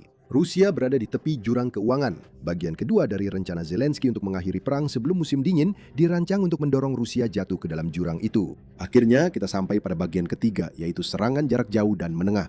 Lebih banyak serangan seperti ini menjadi prioritas utama karena setiap serangan berdampak pada ekonomi Rusia, merusak mesin perangnya di garis depan maupun belakang yang seharusnya aman, dan pada akhirnya menyebabkan lebih banyak korban di pihak pasukan Rusia. Saat ini kita tidak bisa memprediksi dengan kepastian 100% kapan semua upaya diplomatik kita akan berhasil, kapan serangan jarak jauh Ukraina terhadap Rusia, serangan jarak menengah kami, dan semua sanksi yang dijatuhkan oleh mitra-mitra kami akan menciptakan tingkat tekanan yang diperlukan sehingga Rusia tidak punya pilihan lain selain perdamaian, kata Zelensky. Dia tidak salah. 3 upaya tersebut bisa saja gagal, tetapi jika ingin berhasil, maka serangan Ukraina harus semakin besar, jangkauannya lebih luas, dan dampaknya lebih besar daripada yang sudah ada sekarang. Zelensky sudah melakukan segala yang dia bisa untuk mewujudkan hal itu. Saat ini Ukraina sedang mendekati akhir dari kampanye serangan jarak jauh dan menengah selama 40 hari terhadap target-target yang dipilih secara khusus untuk mempengaruhi negara agresor agar memaksanya mengakhiri perang. Ukraina tidak menunjukkan niat untuk beristirahat setelah rangkaian 40 hari itu berakhir. Menjelang akhir Juli, Zelensky mengungkapkan bahwa Ukraina telah menyusun daftar baru target prioritas yang kemungkinan besar akan mulai diserang segera setelah kampanye 40 hari itu berakhir. Pesannya jelas, drone demi drone harus masuk ke Rusia dan wilayah-wilayah yang diduduki. Tahun 2026 telah menjadi tahun di mana serangan-serangan seperti ini benar-benar menjadi sorotan utama. Jangkauan drone Ukraina telah meluas hingga mampu menyerang 52 wilayah Rusia selama 7 bulan pertama tahun ini. Media United 24 mencatat bahwa Ukraina menyerang 36 wilayah pada tahun 2025. Jadi, 52 merupakan peningkatan yang signifikan. Dan hal ini memperkuat narasi Ukraina bahwa tidak ada lagi yang aman di Rusia. Sejak awal tahun 2026, drone Ukraina telah menyerang kilang minyak Rusia hampir 200 kali. Dengan sorotan utamanya adalah serangan lebih dari 2.500 km terhadap kilang Omsk di Siberia. Hingga 90% wilayah Rusia terpaksa membatasi penjualan bahan bakar sebagai akibatnya. Dalam hal serangan jarak menengah, Ukraina sering dan gencar menyerang di sepanjang jalan raya R280 sepanjang 700 km yang menghubungkan daratan utama Rusia ke Crimea dan wilayah selatan Ukraina. Serangan bulanan di sepanjang koridor jalan tersebut meningkat dari sedikit di bawah 20 pada bulan Januari menjadi lebih dari 130 pada bulan Juni. Di perairan, Ukraina telah menyerang kapal-kapal armada bayangan yang memasok semenanjung Crimea dengan minyak, makanan, dan perbekalan. Dalam kampanye selama 3 minggu pada bulan Juli, Ukraina menyerang 201 kapal armada bayangan di Laut Hitam dan Laut Azov. Dan di belakang garis depan di Ukraina yang diduduki, drone terus-menerus terbang untuk menghancurkan logistik Rusia dan melemahkan serangan garis depan, yang memainkan peran besar dalam membuat Rusia kehilangan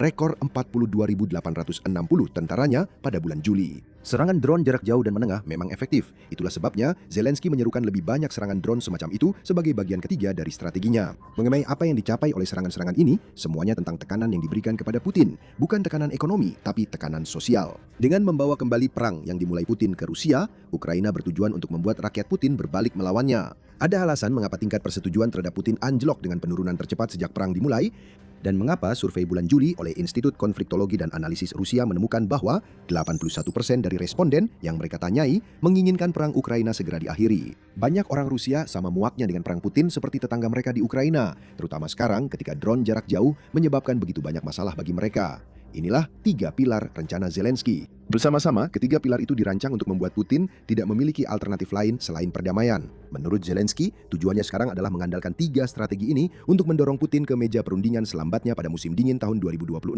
Agar itu terjadi, kita harus melihat lebih banyak kesepakatan tercapai, lebih banyak sanksi diterapkan secara nyata, dan lebih banyak drone terbang. Semua itu berada dalam kemampuan Ukraina, tapi masih ada satu pertanyaan besar yang harus dijawab. Apakah rencana ini akan berhasil? Bisa saja, tapi Zelensky sangat menyadari bahwa Ukraina sekarang berhadapan dengan orang gila yang terobsesi dan menganggap perdamaian sebagai tanda kegagalan terbesar. Presiden Ukraina mengatakan bahwa rencana itu tidak dijamin akan berhasil karena alasan itu. Saat ini ada desas-desus bahwa Putin sedang bersiap untuk memobilisasi 500.000 tentara Rusia, kemungkinan setelah pemilihan Duma negara Rusia pada bulan September. Itu bukanlah tindakan yang akan dilakukan oleh seorang diktator yang bersedia mempertimbangkan perdamaian. Namun, itu adalah tindakan yang akan dilakukan oleh seseorang yang putus asa dan tidak bisa berbuat apa-apa terhadap jumlah korban Rusia yang melebihi kemampuan mereka untuk merekrut sukarelawan. Jika Rusia melakukan mobilisasi, Putin akan menghadapi reaksi balik yang sangat besar sehingga bisa mengakhiri masa jabatannya sebagai presiden. Setidaknya, reaksi balik itu akan memberikan tekanan yang lebih besar lagi. Dikombinasikan dengan 3 langkah dari rencana Zelensky yang juga berfokus pada penciptaan tekanan, ada kemungkinan nyata bahwa posisi Putin mungkin segera menjadi tidak dapat dipertahankan. Segera di sini bisa berarti musim dingin tahun 2026. Hanya waktu yang akan menjawabnya. Jika rencana Zelensky gagal, itu pun sebenarnya bukan kegagalan sejati. Putin mungkin tidak akan mendeklarasikan perdamaian, tapi itu hanya berarti bahwa pada akhir tahun 2026, Ukraina akan berada dalam posisi yang lebih kuat dibandingkan pada awal tahun, semua berkat rencana ini. Dalam arti tertentu, ini adalah kemenangan bagi Ukraina. Namun Zelensky berharap bahwa tekanan tersebut bisa membuahkan hasil. Banyak tekanan sudah diberikan kepada Putin, akan ada lebih banyak lagi yang datang. Jika ada satu hal yang dunia pelajari tentang Ukraina selama perangnya dengan Rusia, itu adalah bahwa negara ini penuh kejutan. Ukraina tidak mengikuti aturan yang lazim atau memenuhi standar militer yang biasa diharapkan. Sebaliknya, Ukraina berinovasi. Ukraina menjadi pelopor. Ukraina melakukan segala sesuatu dengan cara yang berbeda, seringkali karena tidak punya pilihan lain. Ukraina tidak memiliki anggaran militer yang sangat besar atau sumber daya melimpah seperti yang dimiliki Rusia. Jadi, Ukraina harus beradaptasi dengan kondisi sulit dan keterbatasan yang berat agar bisa bertahan dan berhasil dalam konflik sejauh ini. Hal ini paling jelas terlihat pada Angkatan Udara Ukraina yang tanpa diragukan lagi merupakan salah satu angkatan udara paling aneh di dunia saat ini. Memang, sementara banyak kekuatan militer besar di dunia berfokus untuk merampingkan angkatan udara mereka dan menyederhanakan armada mereka, Ukraina justru mengambil arah sebaliknya dengan mengembangkan cabang udara angkatan bersenjatanya yang semakin beragam dan kompleks. Tidak ada negara lain yang melakukan hal ini dan sekilas ini mungkin terlihat seperti keputusan yang benar-benar gila yang bertentangan dengan logika dan akal sehat. Namun jika kita telusuri lebih dalam, ini bisa saja menjadi langkah brilian lainnya dari para komandan Kiev yang pada akhirnya akan membuat angkatan udara mereka jauh lebih kuat dari sebelumnya. Untuk memahami apa yang membuat angkatan udara Ukraina begitu berbeda, kita harus terlebih dahulu melihat apa yang membuat banyak angkatan udara lain begitu mirip. Lihatlah banyak angkatan udara di dunia dan Anda akan melihat tren yang sama. Mereka biasanya hanya mengoperasikan 1 atau 2 jenis jet tempur utama. Prancis misalnya, terutama mengandalkan Dassault Rafale generasi 4,5 dan juga memiliki armada Dassault Mirage 2000 yang lebih kecil. Armada jet Jerman sementara itu sangat berfokus pada Eurofighter Typhoon dengan Panavia Tornado sebagai pelengkap. Inggris juga mengoperasikan Typhoon serta sejumlah Lockheed Martin F-35B Lightning buatan Amerika.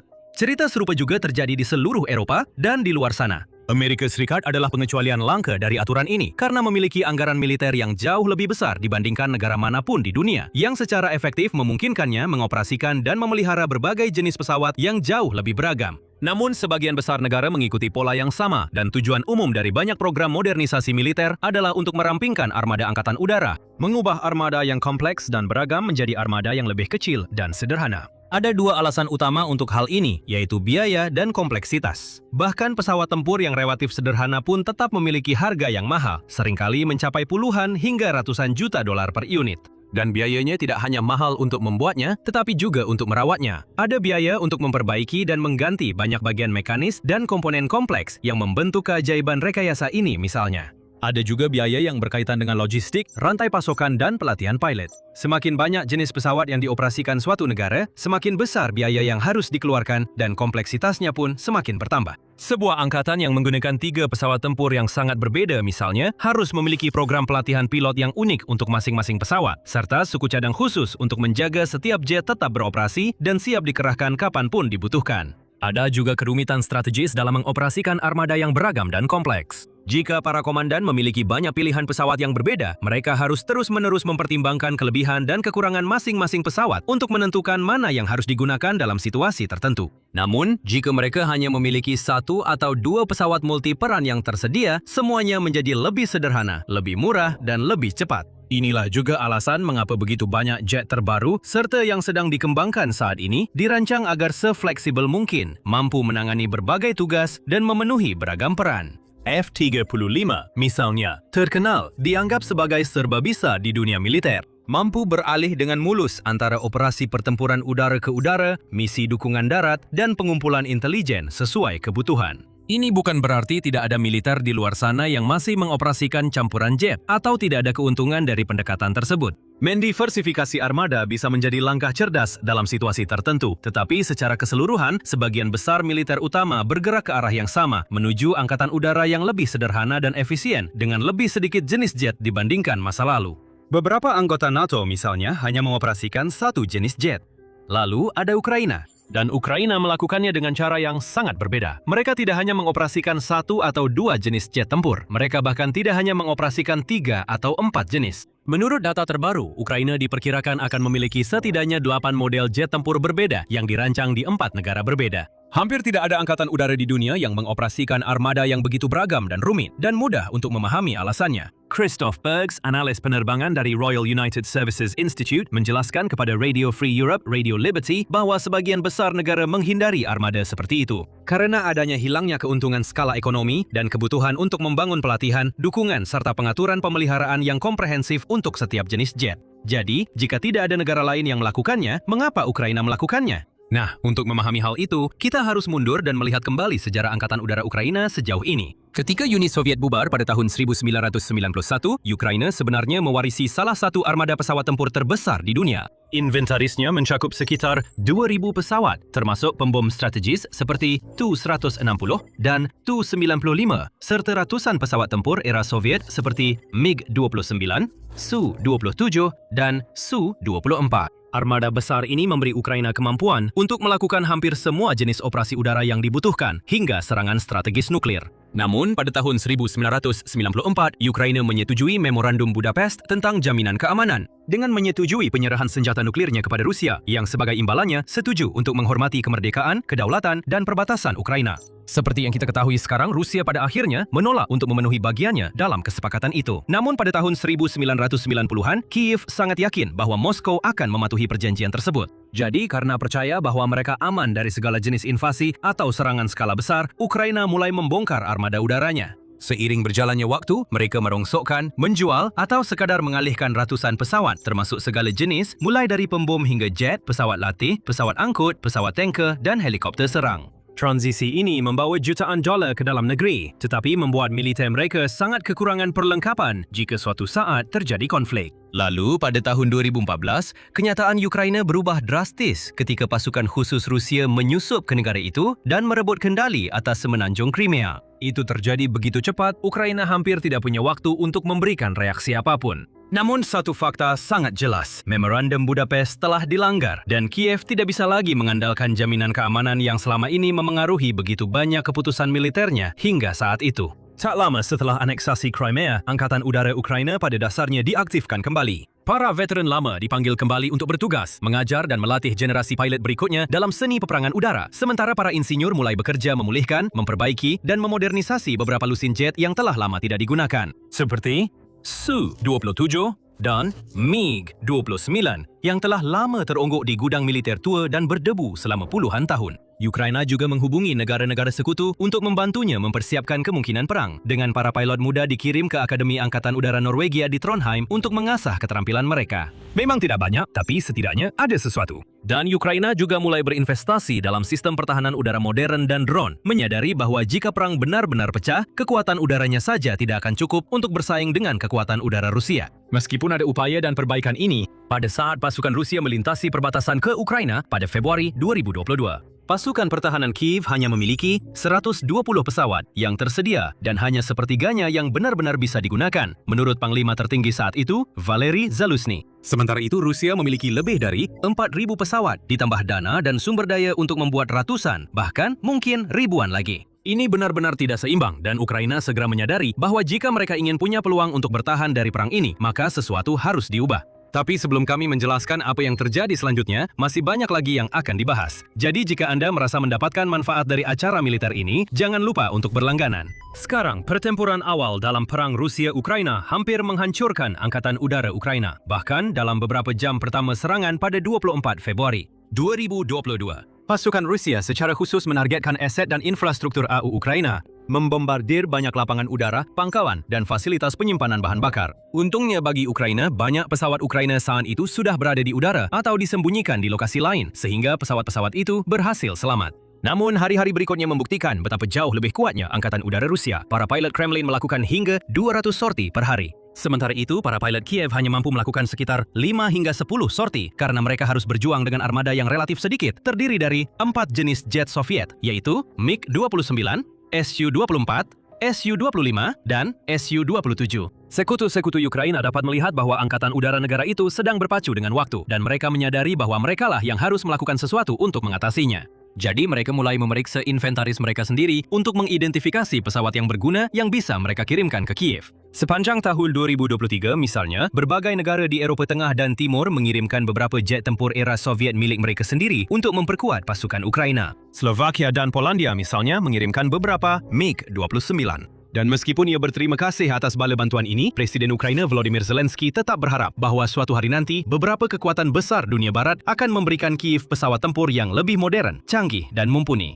Butuh waktu, tetapi pada akhirnya ia mendapatkan apa yang ia inginkan. Pada tahun 2024, batch pertama jet tempur F-16 buatan AS secara resmi mendarat di tanah Ukraina, sehingga armada Angkatan Udara Ukraina kini memiliki total 5 jenis jet yang berbeda. Negara tersebut kemudian harus melakukan sesi pelatihan pilot secara intensif, sekaligus mencari simulator, suku cadang, dan infrastruktur pendukung sebelum akhirnya mengoperasikan F-16 mereka secara resmi. Sejak saat itu, mereka menjadi sangat efektif, menyumbang sekitar 80% dari seluruh sorti Ukraina, dan terbukti sangat berguna dalam menghadapi rudal dan drone Rusia, serta melakukan serangan ke target di darat. Berbagai negara lain juga telah menyumbangkan tambahan F-16 ke Ukraina dalam beberapa tahun terakhir. Dan pada tahun 2025, Angkatan Udara Kiev mendapatkan tambahan menarik lainnya, yaitu Mirage 2000. Pertama kali terbang pada tahun 1978, pesawat tempur Prancis ini telah menjadi andalan di Angkatan Udara Prancis selama beberapa dekade dan telah terlibat dalam berbagai konflik selama bertahun-tahun, mulai dari Perang Teluk hingga Perang di Afghanistan dan Perang Saudara Suria.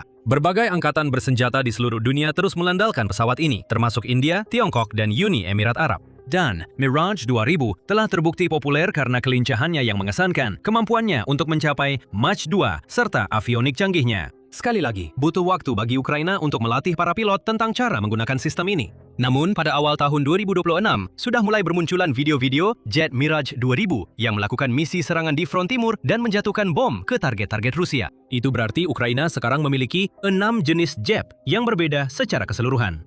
Namun, itu tidak berhenti di situ. Pada 30 Juni 2026, Presiden Zelensky mengumumkan bahwa Ukraina dan Swedia telah menandatangani perjanjian untuk pembelian 16 jet tempur Gripen E buatan Swedia. Sebagai bagian dari paket yang juga akan mencakup perlengkapan terkait, bantuan teknis dan dukungan untuk membantu pilot dan insinyur Ukraina mengoperasikan serta memanfaatkan pesawat-pesawat ini secepat dan seefisien mungkin. Sekarang menurut laporan, 16 jet tempur pertama ini akan tiba di Ukraina pada tahun 2029 dan 2030. Dan meskipun Gripen sedikit lebih murah dan sederhana dibandingkan dengan Mirage 2000 dan F-16, pesawat ini tetap menawarkan beberapa keunggulan tersendiri, seperti biaya operasional yang rendah, serta kemampuannya untuk lepas landas dan mendarat di landasan pacu atau jalan raya yang relatif pendek. Hal ini sangat ideal untuk Ukraina, mengingat sebagian besar infrastruktur angkatan udara yang sudah ada sebelumnya telah rusak atau hancur pada tahun 2022.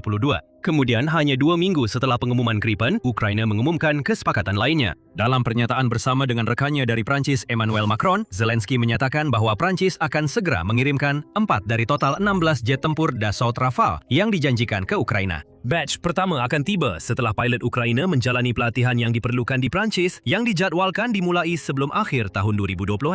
Jadi pada tahun 2028 atau bahkan mungkin lebih cepat, Angkatan Udara Ukraina seharusnya mengoperasikan total 8 jenis jet tempur dari Uni Soviet, Amerika Serikat, Swedia, dan Prancis. Dan permata mahkota dari koleksi itu tidak diragukan lagi adalah Rafale, yang secara luas dianggap sebagai salah satu jet terbaik yang ada saat ini. Rafale memiliki keunggulan dalam hal fleksibilitas yang hampir tak tertandingi, teknologi fusi sensor yang canggih, dan keluasan luar biasa, mampu melakukan segala hal mulai dari operasi pertahanan udara hingga serangan presisi. Sangat sedikit negara yang menginginkan angkatan udara yang begitu beragam dan kompleks, tetapi Ukraina tampaknya telah menerima. Ukraina sebenarnya tidak harus menerima semua jenis jet yang berbeda ini, dan sebaliknya bisa saja bernegosiasi dengan sekutu baratnya untuk fokus pada 1 atau 2 jenis saja dalam jumlah yang lebih besar. Namun, para ahli dan analis berpendapat bahwa Ukraina sengaja memilih armada yang begitu kompleks karena ambisi jangka panjangnya untuk membongkar armada Soviet lama yang sudah usang dan menggantinya dengan armada barat sepenuhnya. Seperti yang dijelaskan oleh Christoph Bergs, Ukraina akan berupaya untuk sepenuhnya menggantikan armada peninggalan Soviet Rusia mereka dengan pesawat-pesawat barat.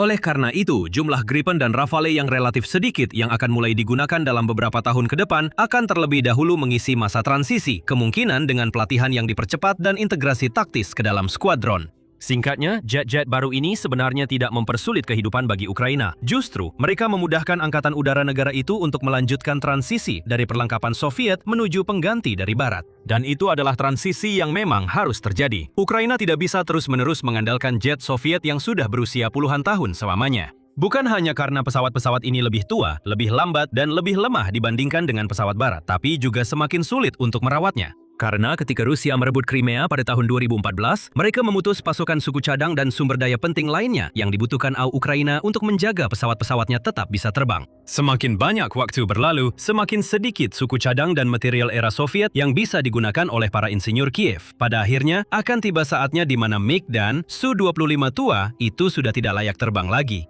Ketika itu terjadi, Ukraina sudah siap. Mereka ingin memiliki armada penuh pesawat barat yang siap terbang, meninggalkan masa lalu dan melambangkan kemajuan Kiev menuju era modern. Dan Kiev tidak bisa bersikap pilih-pilih atau menunggu sekutu baratnya menyediakan jenis pesawat tertentu dalam jumlah besar. Itulah sebabnya mereka dengan senang hati menerima apapun yang bersedia dikirimkan oleh Eropa, menandatangani kesepakatan dan bernegosiasi dengan Prancis, Swedia, dan negara manapun yang ingin membantu. Beginilah armada jet Ukraina menjadi campur aduk. Ini bukan kecelakaan, memang direncanakan seperti itu. F-16 adalah yang pertama hadir lebih dulu, karena AES dan sekutu Eropa memiliki begitu banyak jet ini dalam jumlah yang cukup, serta banyak suku cadang untuk menjaga mereka tetap beroperasi. Mirage datang belakangan, karena Prancis sudah mulai meninggalkan model itu dan lebih fokus pada Rafale. Lalu, Gripen menyusul, karena Swedia sudah memiliki banyak pesawat itu dan ingin membantu mempertahankan sisi timur Eropa. Rafale adalah tambahan terbaru dan mungkin yang terbaik untuk armada campur aduk ini.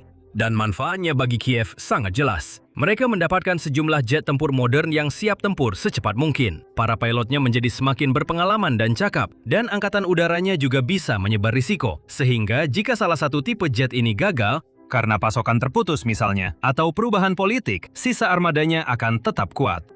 Bagian terakhir itu sangat penting. Ukraina sedang berada dalam konflik aktif dan mereka tidak bisa mengambil risiko seluruh angkatan udaranya tidak bisa beroperasi hanya karena rantai pasokan terputus atau sekutu mereka memilih pemimpin baru yang memutuskan untuk tidak lagi banyak membantu. Mereka membutuhkan pasukan yang aktif, terus bertugas, dan siap sedia setiap saat. Keberagaman membuat hal itu menjadi mungkin. Tentu saja ada catatannya. Sudah terkenal sulit bagi negara manapun untuk memelihara begitu banyak jenis pesawat yang berbeda, dan Ukraina harus menginvestasikan waktu, tenaga, dan uang untuk melatih pilot serta insinyurnya agar bisa menggunakan dan merawat setiap jet baru sebelum bisa digunakan. Namun dalam jangka panjang, jelas bahwa ini adalah langkah yang diperlukan dalam perkembangan militer negara tersebut, membuka jalan menuju masa depan yang lebih baik dan cerah bagi Angkatan Udara Ukraina. Sebuah masa depan yang akan membawa Ukraina kembali ke masa kejayaan pasca Soviet dan membantunya tidak hanya mengalahkan Rusia, tetapi juga mencegah serangan atau invasi di masa depan ke wilayahnya. Dan sekutu-sekutu Ukraina tidak hanya menyediakan jet tempur, mereka juga mengirimkan berbagai aset penting lainnya yang mengubah wajah perang ini. Polandia misalnya telah memasok Ukraina dengan salah satu kendaraan lapis baja paling berharganya yang bisa Anda pelajari lebih lanjut di video ini.